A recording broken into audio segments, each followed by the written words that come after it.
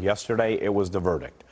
Meantime, the sentencing phase begins this morning in the trial of Timothy Simpkins. The jury deliberated for about nine hours yesterday before finding Simpkins guilty of attempted capital murder for the 2021 shooting at Timberview High School in Arlington. Prosecutors say the 19-year-old video of the 19-year-old firing a gun and pursuing another student down the hallway was the key. They say he intentionally opened fire. Simpkins' attorneys argue that he never intended to kill anyone and was defending himself after being attacked by another student.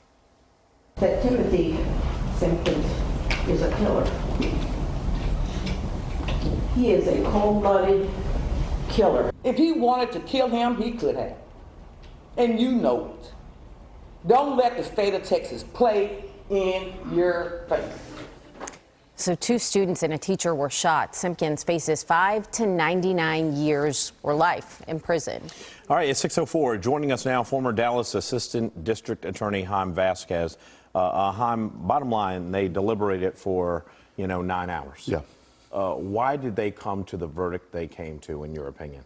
Well, I think that the evidence that it was presented, those videos, the intention, and all those elements showed that there was intention to commit that crime and also sends a message. This is a jury of peers. This was a community showing that they are not playing with these shootings in schools. Were you at all surprised by the verdict? Not at all. When we start seeing the evidence that it was presented, when we saw those videos, when he was following and shooting, I think we clearly saw that there was an attempt to commit a crime. Haim, we're speeding through these questions and answers, so we're going to keep going until we get told to stop. Bottom line, this changes, although it altered a lot of lives on that day, this changes this young man's life because of one action for the rest of his life. Completely, because right now he's facing 5 to 99 years. His life changed completely that day, and even though you want rehabilitation and you want somebody who goes through the judicial system to understand the consequences, when he gets out of these, it's going to be a different life, not only for him, but for the victims and everybody involved. When it comes to the sentencing phase, we know that's what we're expecting today.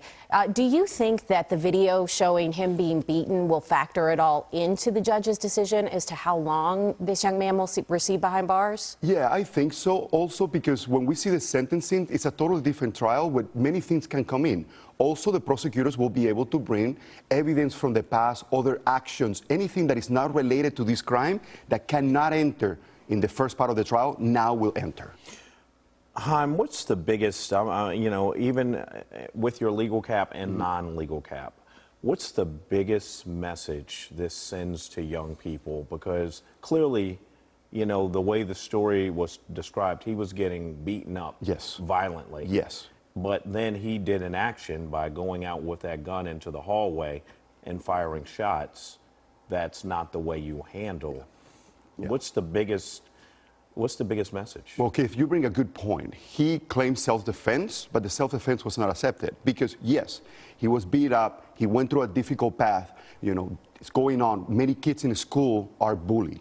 But what we have to understand from that is that self-defense doesn't mean that you can take any action, that it has to be reasonable. If he was being beaten, I'm not saying that you have to go and beat somebody, but if you're defending yourself, you need to be cautious about what you're doing. Bringing a gun to school, shooting to people, it's not self-defense. It's a great conversation, Haim. We certainly appreciate you being here this morning to help us unpack a little bit with this.